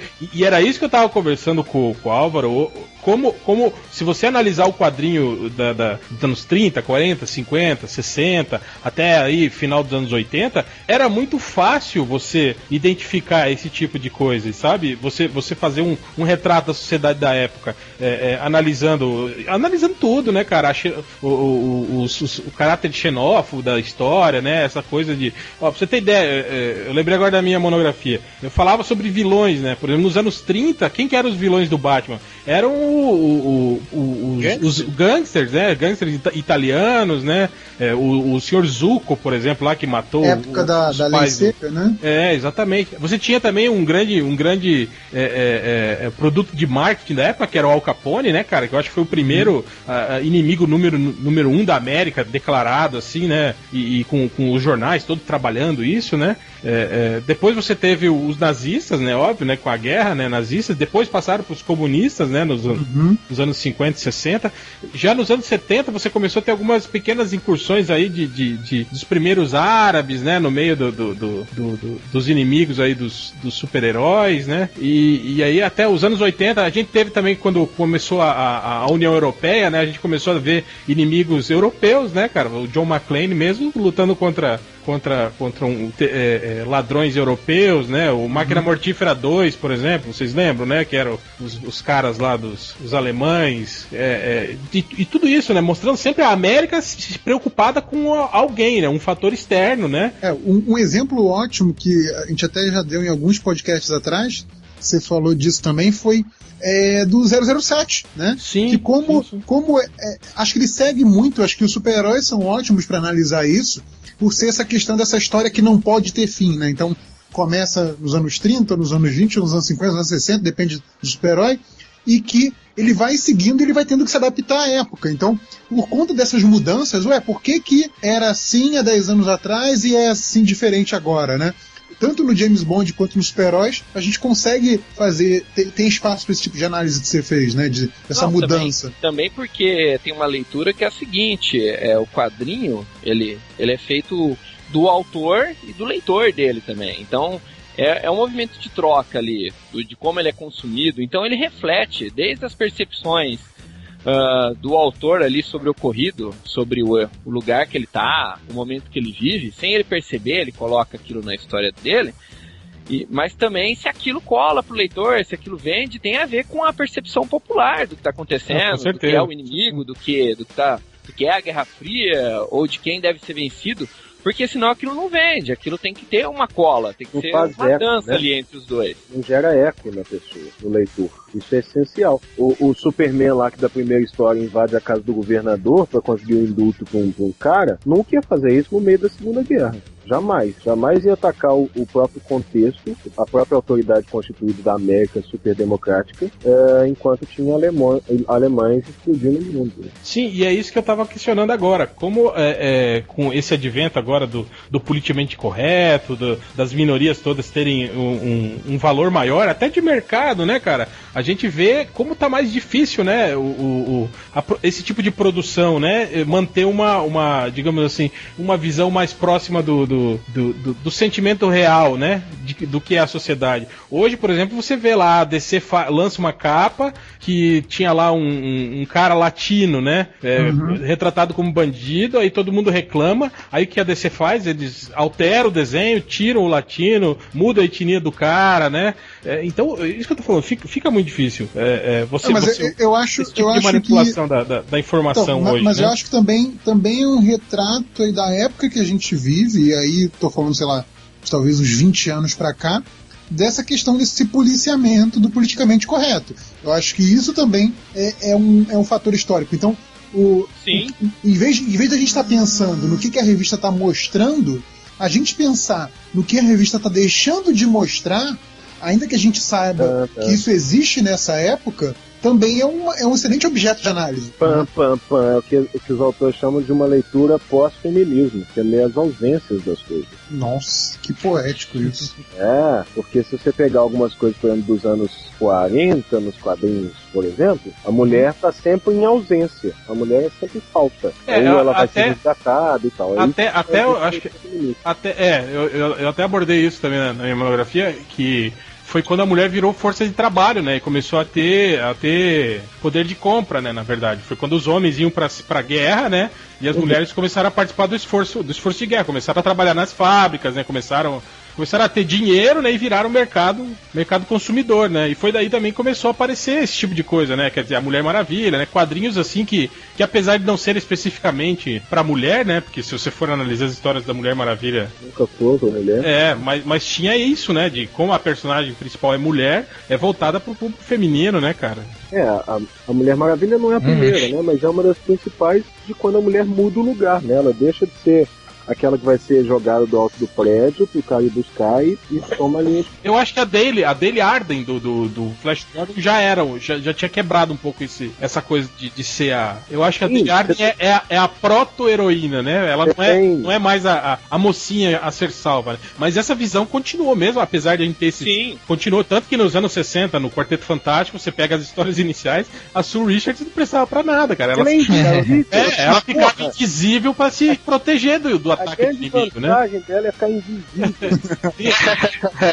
Vale lembrar também que era poder que toda mulher tinha na sociedade atual. Exatamente. Era o desejo dos autores, né? Que a mulher pudesse ficar invisível. A mulher a mulher só não conseguia se ver na Sue Richards, mas ela estava representada. Não, mas tem que lembrar também que era escrito praticamente só por homens, né? Praticamente? Tinha, tipo assim, alguma que fazia filler e não era acreditada. Sempre tem, isso aí tem. Provavelmente. Que é até nos anos 40 isso, mas o Álvaro comentou uma coisa antes de eu cair, caiu? Fez uma falta, cara. Eu sou dispensável, mas enfim. Como um bom filósofo que você é. Desculpa. Mas é interessante e entrar no que eu ia comentar, que é um dos pontos pelos quais é lamentável que a academia tenha tanta resistência com dar valor às coisas atuais, porque não é aquilo de 200, 300 anos atrás que nos mostra como é que é a sociedade, né? Se a gente quer fazer falar sobre a sociedade, ver como é que tá a nossa sociedade, a gente tem que ver o que é popular, né, cara? Então, tipo, cara, não tem coisa mais óbvia em termos assim, de refletir o contexto histórico do que as obras que são mais populares, porque elas estão mais próximas do público, né, cara? E eu acho que nos quadrinhos saltam os olhos essas coisas que a gente tava falando, assim, sobre a questão da mulher, da mulher na sociedade, a questão das... Hoje, por exemplo, a gente tá vendo essa questão de diversidade, sabe, não é à toa que tá pipocando cara casando com outro cara nas revistas. Sim, herói gay, herói latino, herói negro, herói, né? Herói gay, latino, negro.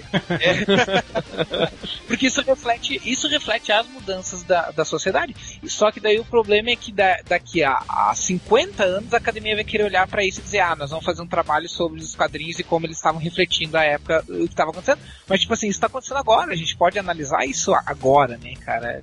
Não precisa esperar. Inclusive isso é mais fácil, porque não tem que fazer uma digressão histórica. Exatamente. E, olha, no período que estavam publicando isso aqui, estava se discutindo não sei o que, por isso aparece na revista. Não, eu posso dizer, olha, está se discutindo isso nesse momento, então eu estou vendo isso nesse quadrinho.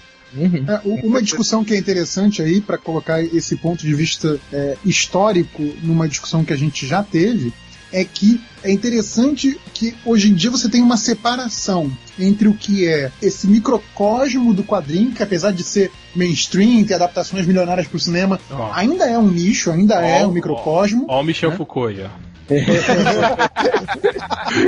desculpa. Mas assim, a diferença entre a visão desse microcosmo de criadores e leitores, né, e consumidores desse produto, e o resto da sociedade em volta, e aí colocando como porta-voz aí da sociedade, de certa forma, a mídia. Então você vê nesse caso que a gente já discutiu lá sobre os heróis gays, por exemplo, né, sendo retratados, esses casos que mencionaram, herói casando, herói dando beijo na capa da revista, não sei o quê. E que, assim, uma coisa que pro leitor que sabe que o Estrela Polar é gay há 20 anos, esse casamento não é um choque. Esse casamento é legal, uma celebração, um momento feliz, não é algo que choca, né? É algo, no mínimo, que, assim, ok, pode ser chamativo, tipo, eu não comprava a história da Tropa Alpha ou do X-Men. Mas finalmente o Estrela Polar vai casar? Legal, vou comprar essa revista. Pode ser chamativo, mas não é um choque. Enquanto que para a sociedade que está em volta, ter esse tipo de situação que vem sendo discutida, vem sendo defendida e atacada no mundo real, né, que é um fórum de discussão do mundo real, do mundo fora da obra do quadrinho, como isso para a sociedade não tem relação com o quadrinho, que é aquela coisa ainda, aquela visão, né? Historinha escapista, historinha para criança, que para a sociedade em geral não tem lugar como reflexo da sociedade. Então isso também é muito interessante, né? Como imagino que quem trabalha com isso como fonte tem que vencer essa resistência não só da academia, mas da própria sociedade em ver isso como tipo, não, quadrinho não pode, não só não reflete, como não pode refletir a sociedade, né? Isso deve ser uma coisa também difícil de superar. Quando o Wolverine beijou o Hércules, eu lembro que não era no nenhuma, né? Que não é o Wolverine, diga-se. Paralelo, beijou o Hércules em paralelo. Uma mulher numa página, sei lá, no Yahoo da vida, falou assim: meu Deus, estão destruindo a minha infância. Eu falei, porra, meu filho, primeiro, isso não é um gibi pra criança. Se a sua infância pode ser destruída por um beijinho de um Hércules paralelo, num Wolverine paralelo, que infância de merda que você teve. Não, que infância bizarra que essa guria teve também, né? Pra que o Wolverine seja parte essencial da infância dela. É isso que eu tô dizendo, que merda de infância. Não, e especificamente o Wolverine hétero, né? Sem querer entrar na discussão de defender qualquer coisa de gênero, mas assim, o fato do Wolverine ser hétero é o que faz dele ser herói de infância, tipo, o Wolverine gay automaticamente não pode ser meu herói. Hétero e fumante de charuto. Exato. Altamente. E como é que é? Corruptor de mulheres alheias. Comentou. É muito mais um exemplo de moral o Wolverine tradicional do que o Wolverine.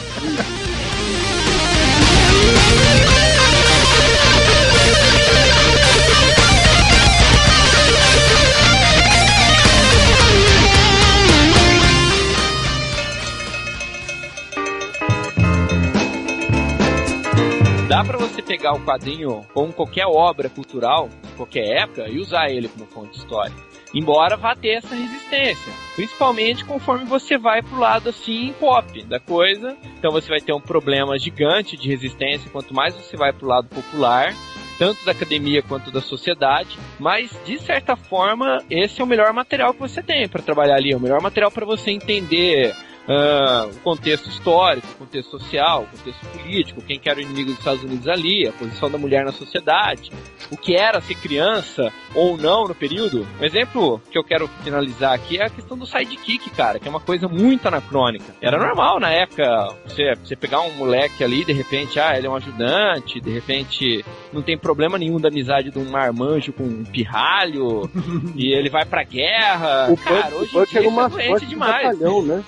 Sim. Tipo, que bizarro, né, cara?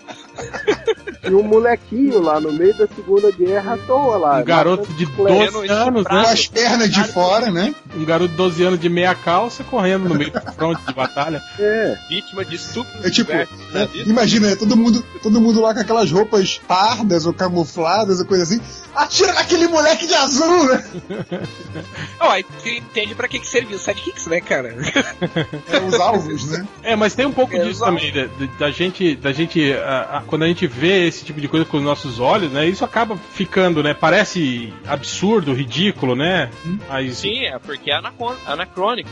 Esse é o problema que o Álvaro falava, né? Você pegar um quadrinho feito hoje sobre uma época X e tomar aquilo como verdade histórica, aquilo é uma visão do tempo. É igual a gente olhar o site. Sim, de você querer reclamar, né, isso tá errado, isso é ridículo, isso... Batman de verdade não tem Robin. Porra, o Batman não tinha 5 anos de publicação quando eles meteram o Robin lá. Igual que o Poderoso Porco faz com o filme do Django. Pega o original e fala, esse filme é uma merda. O novo é bem melhor,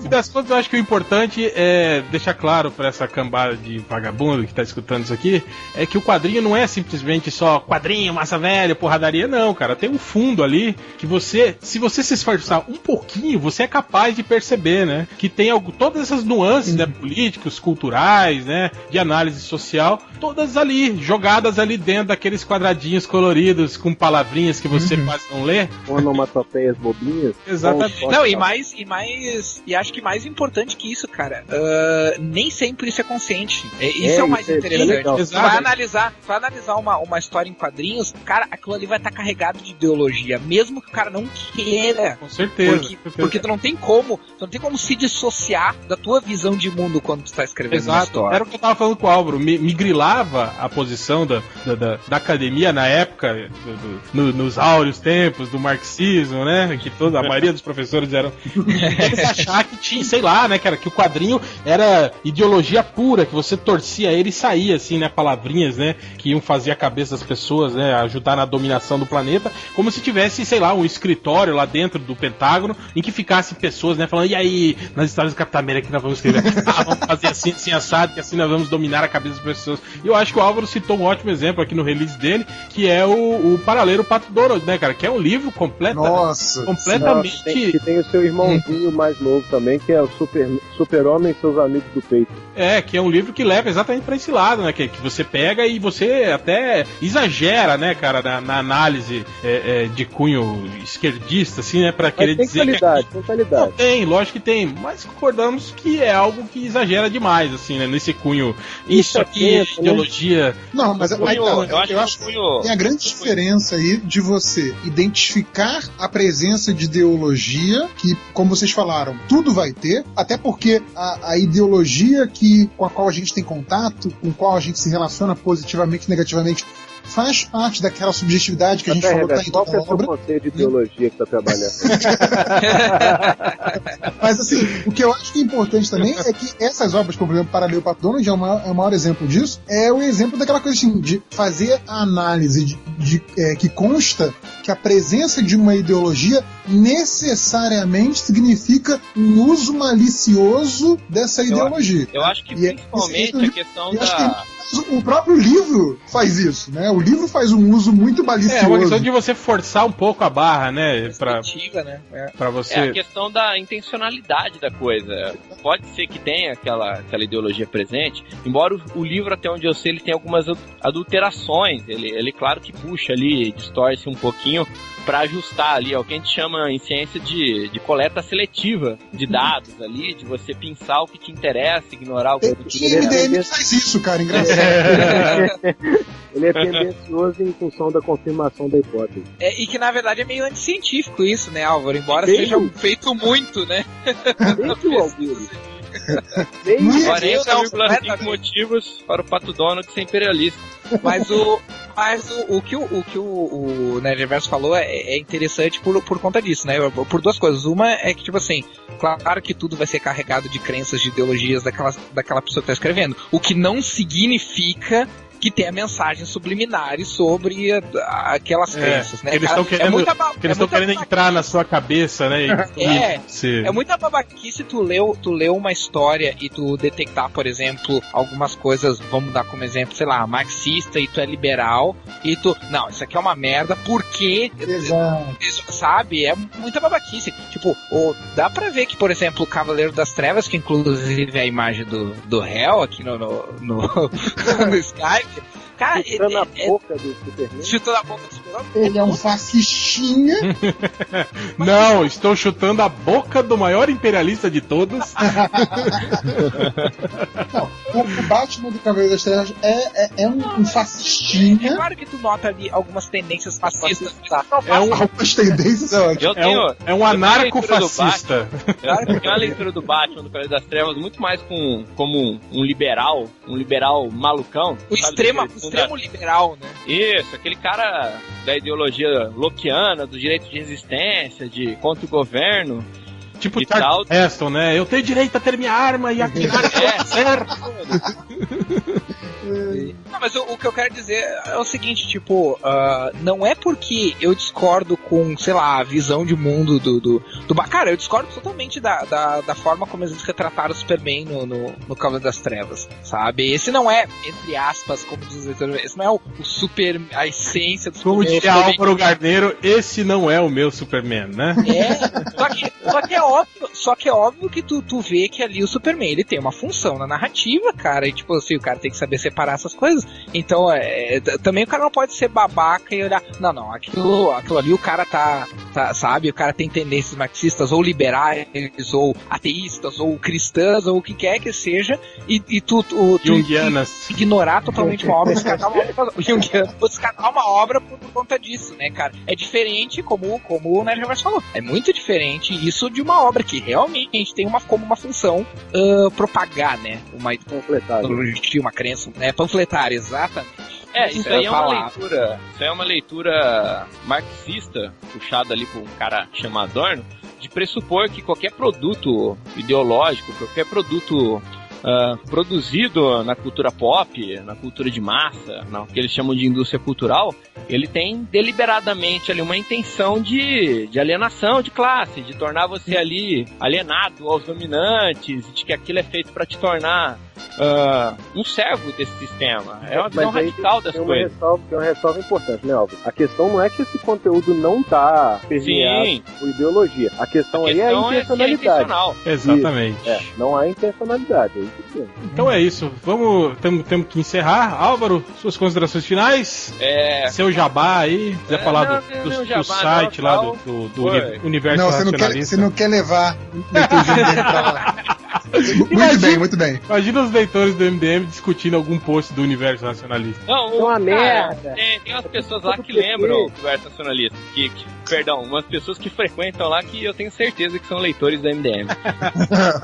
Mas assim, o Universo Racionalista é uma fanpage, um site de divulgação de ciência. Eu tenho também o meu blog que ninguém visita, nem a minha mãe, diferente do MDM, que pelo menos a mãe do Change visita, que é o Cientista Social Nerd, mas não tem jabá nenhum não, cara. Foi uma honra participar do... Não tem o site, o meu blog, o Universo Racionalista, a minha lojinha. Comprem camisetas, também, né? Deixa eu aproveitar também a presença do Álvaro aí. Eu queria encerrar aí com uma pergunta pra mesa. Né, voltando àquela velha discussão aqui. É que o Álvaro ia falar um negócio importante. Você vende bonequinho, ó? Eu vendo bonequinhos importados da China. Não, mas aí tudo é importado da China. Fale mais. Não, mas eu importo diretamente eles, vendo. Mas eu ensino vocês a comprar direto da China sem um atravessador que mora longe. Pode ficar tranquilo.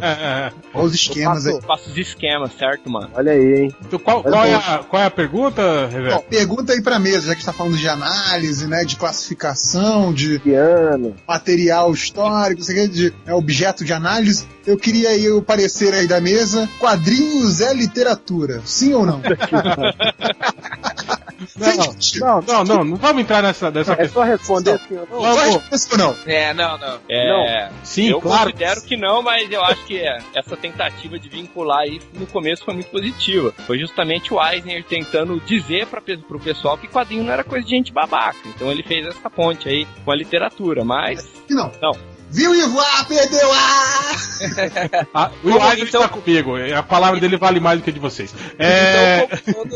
Então, como todo filósofo, a minha resposta é os dois. Talvez nós vamos falar sobre quadrinhos da literatura, eu vou explicar por que é os dois, mas não vou falar agora. Cara, a gente nunca vai fazer esse podcast, nunca. Cada um aí cite um quadrinho atual aí, ou não, que leram aí, que acho que possa ser de grande valia aí pra esse tema que a gente hoje, eu vou começar.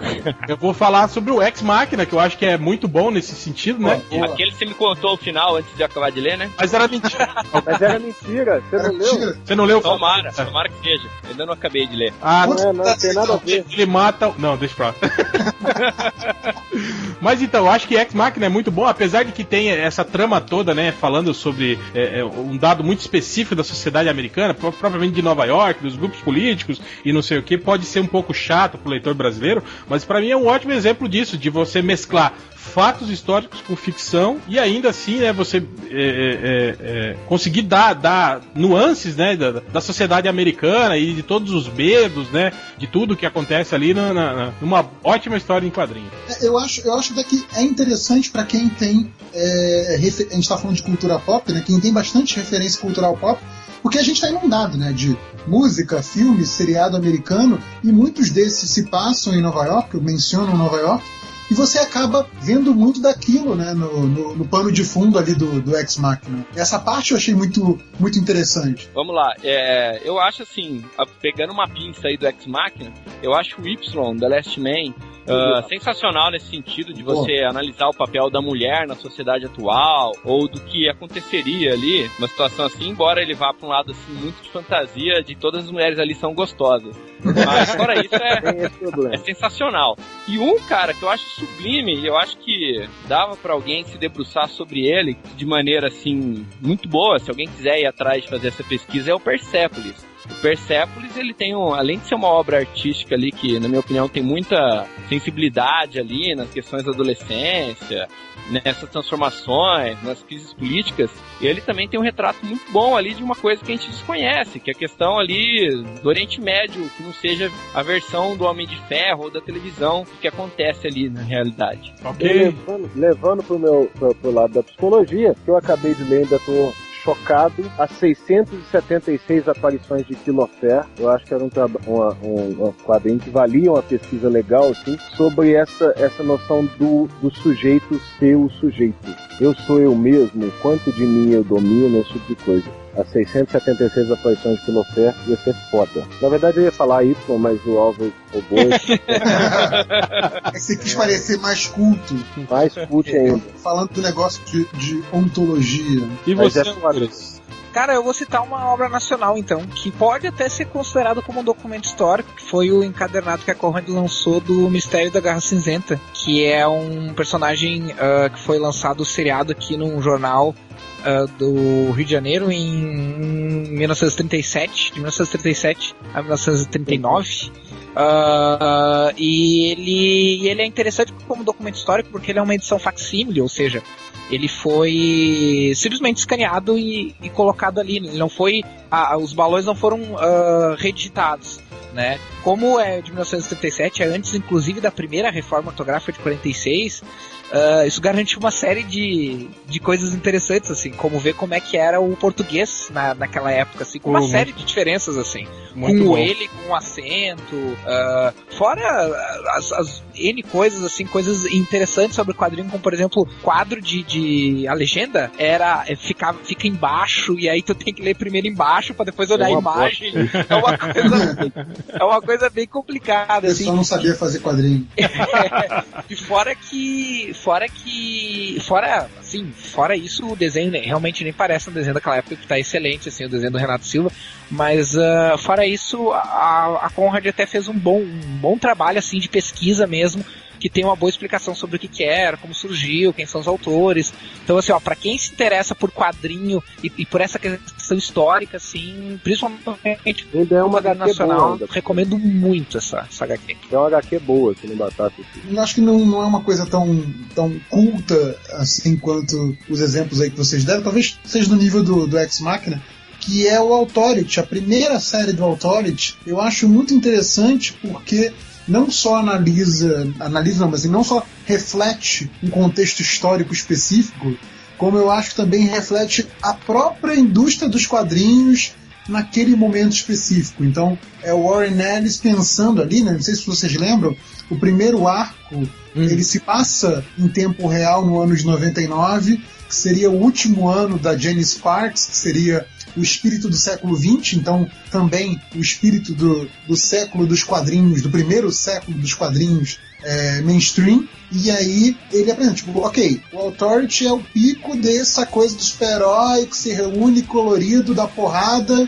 e pra onde é que a gente vai a partir daqui, né? E aí culmina com essa coisa, vou contar spoiler também, foda-se, da morte da Jenny Sparks, né? Que ela não tem lugar no novo século, e o nascimento da que seria a Jenny Quantum, né? Quer dizer, tem até essa brincadeirinha com os nomes, a gente falando de uma coisa muito mais quântica, né? De vários estados ao mesmo tempo, não ser uma coisa só, etc. Então, eu acho bem interessante aí, porque tá falando não só da sociedade ultraviolenta, a coisa de tomar o poder, né, da autoridade, ser questionada, etc, etc, como também da própria indústria dos quadrinhos. Então acho que fala muito bem daquele momento histórico, numa história que é estupidamente escapista e porradeira e super-herói, etc, no talo, assim. Então acho bem legal nessa mistura. Só um adendo aí, eu não sei se ficou claro, na verdade eu sou um dos colaboradores do Universo Racionalista, não sou o poderoso chefão lá. Nem o poderoso porco. Nem o poderoso porco, eu sou apenas um membro ali de um grupo maior de indivíduos, inclusive alguns que podem aí de repente ajudar vocês num podcast sobre biologia nos super-heróis ou física, que é uma área que tá certo, não, a gente já muito a ser explorada. Não funciona, não. Agora, vamos cara, marcar sim. O próximo é geografia, gente. De geografia dos super-heróis, um livro essencial assim pros quadrinhos. Eu vou pegar o post aí, eu vou listar algumas coisas pra quem quiser se aventurar aí na história mesmo. Ah, boa. Manda pra gente que daí a gente cola. Manda escrito bonitinho assim. Só que não. A gente cola. É isso, ainda não tem muita coisa pra gente trabalhar não, cara. Igual a gente já comentou aqui, o foco principal é que ainda tem pouca gente atrás de olhar os quadrinhos de uma maneira mais profunda, então é uma área assim que já tá ganhando corpo, mas é uma área ainda nova, principalmente no Brasil. Então é isso, Álvaro. Obrigado aí pela participação. Eu agradeço. Então é isso, galera, e vamos para a leitura dos comentários. Ah, não.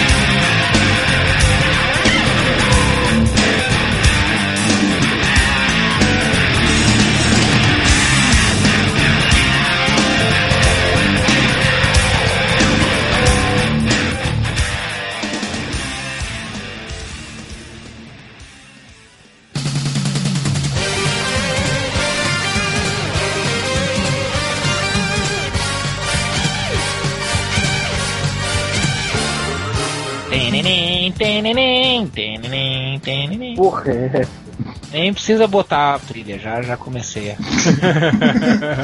Estamos economizando, né? Versão a capela pra música dos Changeman. Tô falando, vocês saem daqui! Cambada de vagabundo! Mas então é isso, começando agora a leitura dos comentários, começando com Poderoso Porco. Então, assim, eu peguei aqui uns comentários aleatórios, posts meus aleatoriamente. E no último post no último review que eu fiz sobre Terra X, o Ailton Albuquerque disse o seguinte: quem deve ter comprado, ele escreveu comparado, quem deve ter comparado essa bagaça atômica deve estar tão frustrado como quem comprou o Jasper de R$50, ou até pior, igual meu primo que pagou um mototáxi com R$100 pensando que era uma nota de 2. Puta merda. Puta que pariu, cara. Tentem achar no MDM aí o primo dele. Hipper da Depressão, lá na fanpage do Melhor do Mundo, disse o seguinte, pra citar uma postagem que a gente tinha citado aí no podcast, né, do Tocha Humana matando Hitler, o Hipper da Depressão disse o seguinte: eu já não consigo falar o R, tentando falar correndo fica uma merda. Em uma revista dos Vingadores no Reinado Sombrio, o Book dá a entender que ele matou Hitler. Para ler a DC, você precisa conhecer toda a cronologia dela, inclusive a que não existe mais, para que você possa deduzir o que aconteceu. A da Marvel não, porque a própria Marvel caga porque ela já escreveu. Essa Marvel é muito melhor que a DC. Mas a Marvel é muito craque nessa coisa do retcon, tipo assim, lembra aquilo que a gente disse durante 20 anos? Esquece, agora vale isso e pronto. Não precisa inventar, a Marvel reescrever é boa mesmo, o né, universo. cara? Eu ficava com a menina uma vez que ela falava que era tipo ressaca de vodka, assim, se ela não lembra, não aconteceu. É a Marvel, sabe? A Marvel, assim, se eles não lembram que o Tocha queimou o Hitler, não aconteceu. É que não era o Hitler de verdade. Era como é que chama aqueles robozinhos do Nick Fury? Life Model Decoy, como é que é? MVA, não é que eles falam? Modelo de vida artificial. Isso. Exatamente. Voltando ao Terras X, o combatente disse o seguinte: bom review de HQ, Zero está mesmo de bom tamanho. Mas porco, pra ter coragem de gastar R$110 nesse treco, só sendo policial, psicólogo, desenhista, filantropo, redator do MDM, e você esqueceu um dos redatores mais queridos desse blog aqui, segundo o pessoal do Hero Fest. Próximo. No meu, eu fiz um post, né, com preview. Primeiro preview exclusivo, totalmente exclusivo do HQ que o Heróis do Mundo já teve. Exclusivo, ninguém mais tem, só nós. Todo mundo que postou agora é cópia nossa. Que é o lançamento de Da Terra à Lua, do Estevão Ribeiro. Boa. O Ederline colocou o seguinte: ele está citando um trecho que eu escrevi no post, né? Que é o Estevão tinha dito que o Michel Ardan, um personagem do HGL, se eu não me engano, na graphic novel foi transformado em mulher, Michelle Ardan. E ele disse, eu tô citando ele, né, que essa era uma informação especial para mim, e eu coloquei no post que eu tinha ficado sem entender o que ele quis dizer com isso, de informação especial, que merda é essa, de o personagem ser homem e transformado em mulher. Aí o Underline, o cara muito esperto, né, quis me ajudar, muito obrigado, Underline, e explicou aqui que ele acha que até a Ariadna entendeu o que ele quis dizer com isso. E aí o Girino Gomes respondeu: até eu, que sou cria do Change, entendi. Muito obrigado vocês, eu não tinha entendido mesmo, sabe? Eu esqueci de colocar Ironic Mod off no final do texto. E é isso, acabei. Pode chamar o próximo, professor Helena. Vai lá, Algures. Bem, no post do podcast passado, né, o Apollo falou o seguinte: a mensagem do filme não é nova, mas para um filme de super-herói inédito é muito bem-vinda. É legal um filme da Marvel / Disney não tratar o público como idiota. Não somos idiotas, porra. Aí o seu Toba respondeu pro Apollo: só por comentar no MDM, você tá com toda a pinta de ser um idiota. Aí o próprio aí o próprio Apollo respondeu: verdade. Mesmo cara de Nietzsche, né? Justo. O Mick Braz falou o seguinte: MDM nada imparcial. Eu adoro. Uma das coisas que eu mais adoro no MDM é o como o discurso muda pra nos xingar conforme o que a gente tá falando, né? Tipo assim, se a gente tá falando da DC, o xingamento que a gente é Marvete. Se a gente tá falando da Marvel, o xingamento que a gente é DC Nauta. Se a gente tá falando de um filme, a gente é parcial ou é imparcial. Não importa a desculpa, né, cara? Eu sempre dou um jeito de... A gente sendo tudo puta. E aí o Mick Braz fala o seguinte: MDM nada imparcial, deixando a nerdice comandar, defendendo um filme bucha como este. Eles criticam, mas defendem. Morde a sopra do caralho. O filme é podre, ponto final. A questão não é nem a crítica que ele fez. A questão é que ele falou: o filme é podre, ponto final. E depois ele escreveu um puta de um texto. Alguém tem que explicar pra esse cara que ponto final encerra a porra de um assunto. Então, tipo assim, Mick Braz, da próxima vez coloque a palavra, coloque a frase: o filme é podre, ponto final, no final do teu comentário. Então escreva: o filme é podre, vírgula, final. E aí continua isso. Ou então ponto final, aí entre parênteses, só que não. Só que não. Então põe PS. Ou então o filme é podre, digita vírgula. Sabe? Sei lá, qualquer coisa, porra. Cara, eu não vou ler o resto do comentário dele. Eu acho legal aqueles caras que fazem aquela frase enorme e não colocam a vírgula, né? Ou então fazem uma frase curta e também que deveria ter vírgula e não colocam vírgula. Aí tem aquela desculpa do não, a vírgula é só quando eu respiro. Cara, sim, é coisa de esse é o pensamento mais idiota que o professor de português pode ensinar para um aluno. Mas enfim, não vamos... Mas ensinam, né, cara? Aí eu não vou ler o resto do comentário que é extenso pra caralho, cara. É só pra sacanear com esse negócio ponto final mesmo. E eu acabei. Na verdade, você levou o ponto final ao pé da letra. Exatamente. Não, cara, é a mesma coisa que dizer assim, tipo, e ponto final. Não, eu ia fazer uma comparação. É isso, cara. Eu sei o que você ia fazer. Eu sei que comparações você ia fazer. Ponto final. E-mail final. Não, então, ponto final é ponto final, porra. É por isso que chama final, senão seria ponto do meio, ponto de intermediário, qualquer ponto coisa. Ponto intermediário, exato. Pra ele criar. Então escreve: o filme é podre, 3 pontos, ponto intermediário. E aí escreve o resto, cara. Mas enfim, é isso, acabou meu comentário. Acabou a sua reclamação gratuita aí. Nerd Reverso. Cara, tem uma porrada de comentário aqui. Primeiro, aquele típico comentário que eu só vou ler porque eu concordei com ele. O Nick é ótimo, que é o Dr. Seus Cus. Entendeu?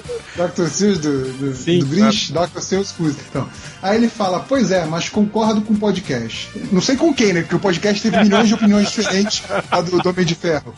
Ele concorda que o podcast continue, né? Continue sendo postado. Ele concorda que o podcast foi sobre o filme do Homem de Ferro. Deve ser uma coisa que era consenso. Mas ele continua. Sentei no cinema esperando ver 42 armaduras contra um senhor com 10 anéis mágicos e gostei da surpresa de rumo do roteiro. Aliás, no quesito vilão que causa a queda do herói, o Tony só foi se recuperar no clímax do filme. Gostei muito do que vi, porque vi semelhança com a fase meio 007 das HQs de que gosto muito. Então, essa parte inicial aí também foi exatamente isso que eu pensei também.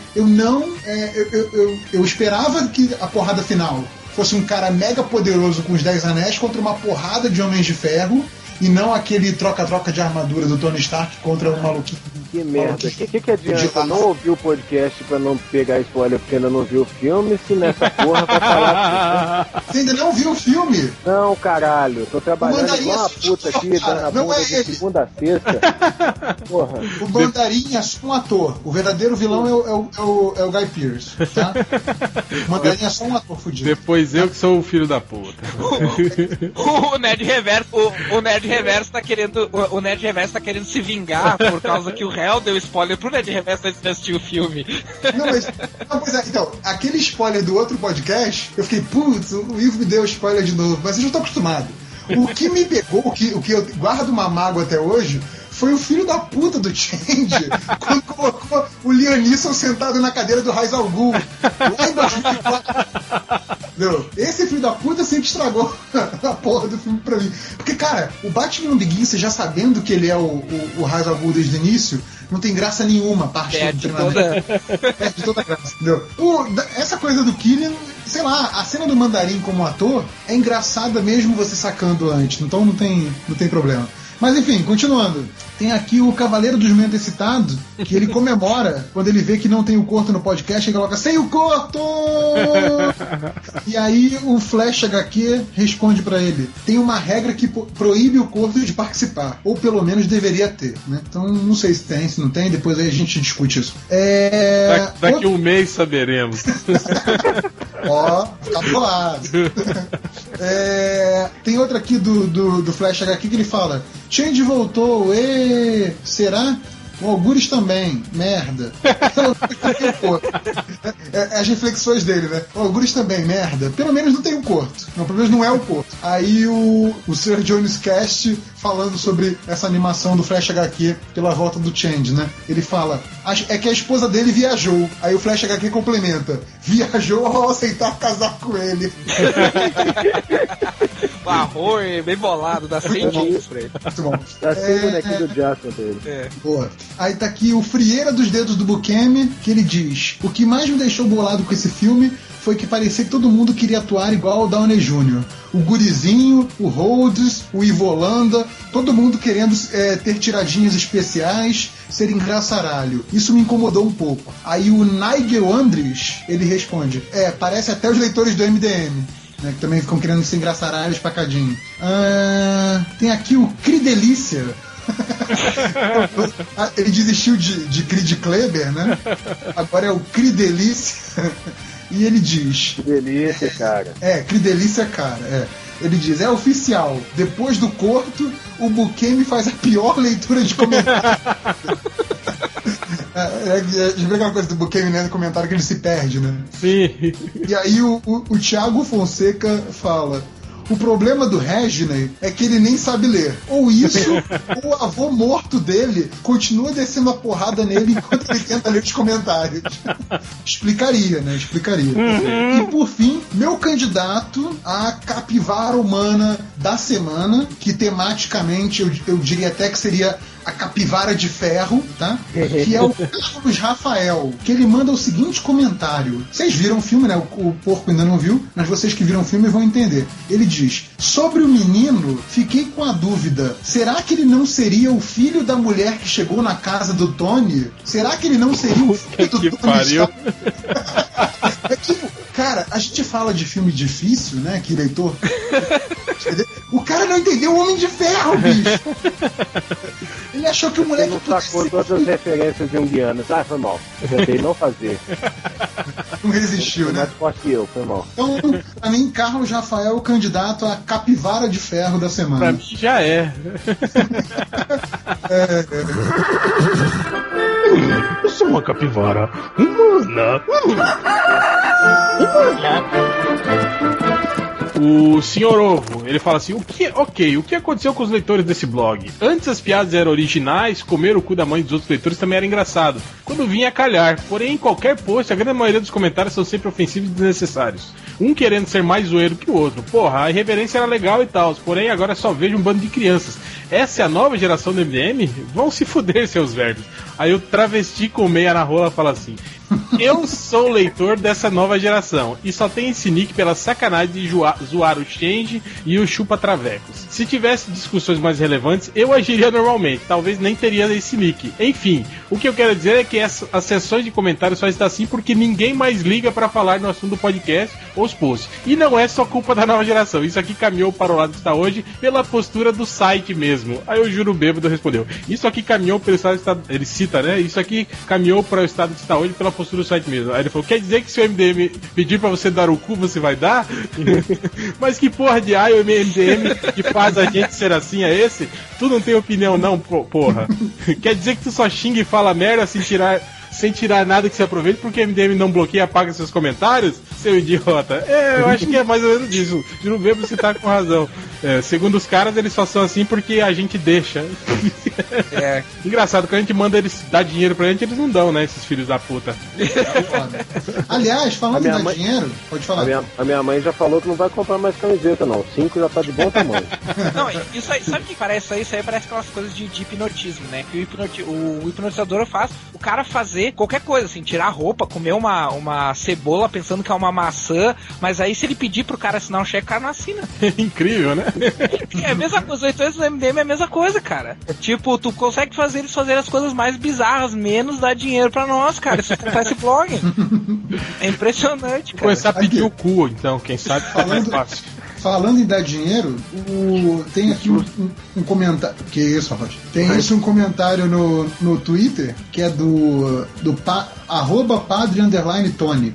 Ele diz, o Melhores do Mundo já ensinou para o pessoal da Fiction, aquela Fiction Corporation, né, que vende nossas camisas, como sacanear o leitor. À vista é mais caro. Ele manda um print que tem, assim, a promoção, né? Por R$34, à vista R$39. Né? Merda, parabéns, campeões. Então, gente, tem um outro compra à vista que é mais barato, só R$39, viu? Tem um outro que mandou uma foto da nossa camiseta no rodo do pano de chão da casa dele. Já descobriu utilidade, né? E o MDM respondeu pra ele, se quiser uma sugestão do que fazer com o cabo do rodo, reticências. Aí ele eu adoro quando o réu responde no perfil do MDM e diz, o MDM disse, né? Aí ele respondeu, isso que eu gosto do MDM, a sutileza. Eu podia ter foto, infográfico.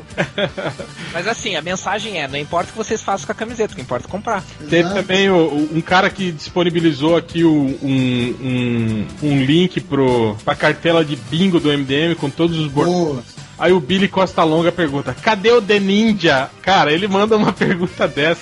Aí o Abomineve das naves fala, você não tá aqui pra caçar, né? E aí o perfil do MDM responde pra ele, tá atrás de você, o The Ninja. Mas voltando pros comentários, o Rodney da Graça Meneghel, eles estavam discutindo sobre a quantidade de fakes que apareceram do nada nesse post do podcast do Homem de Ferro, né? Um monte de gente dando opinião sobre o filme, com um monte de nicks novos que nunca tinham aparecido, né? Pessoas que apareceram só pra comentar nesse post, aí o cara tava estranhando isso. Aí apareceram vários com o nome do Rodney Kemi, né? Fazendo referências ao Rodney. Aí o Rodney da Graça Meneghel fala assim, Rodney, grande mestre, precisamos controlar essa explosão cambriana de avatares. Aí parabéns pelo Rodney da Graça por usar o termo, né, explosão cambriana, demonstrando que é um cara realmente que pelo menos terminou o ensino fundamental. Um erudito. Demonstrando que pelo menos sabe ler o Wikipédia, né? O Girino Gomes, ele fala assim: o mundo tá perdido. Hoje eu tava na aula esperando ansiosamente para ouvir o podcast. Cara, o cara tá esperando ansiosamente para ouvir o podcast. Não tenho amigos lá mesmo, ele põe, né? Quando eu vi umas garotas bem gatas, que eu nunca pegarei, reclamando de ter ido para a balada com um amigo gay e que ele pegou mais homens do que elas juntas. Essa juventude de hoje tá muito mudada. Aí o Thiago Fonseca fala: enquanto isso, seu maior sonho era a publicação do podcast do MDM. Tá certo. O Gino falou: eu sei o que eu posso e não posso ter, né? Falando das mulheres, no caso. Aí o Ninja do Arrocha fala: bateu os ciúmes do amigo gay ou das meninas? Aí o Gino fala: não, só acho uma injustiça tanta gostosa nesse mundo e os homens preferindo pegar uns aos outros. Aí o Wes Lunatic, o gay alfa do MDM, fala: injustiça? Você é burro? Quanto mais gays, mais mulheres livres para os héteros. Seu comentário não faz...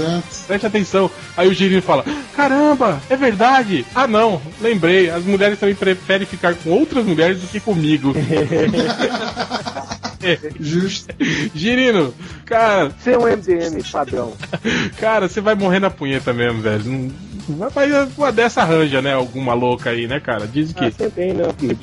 Perdida por aí, né? Mas é isso. Sim. Continue... Coreia tá cheia de mulher aí, né? Na ditadura e tal, bobear.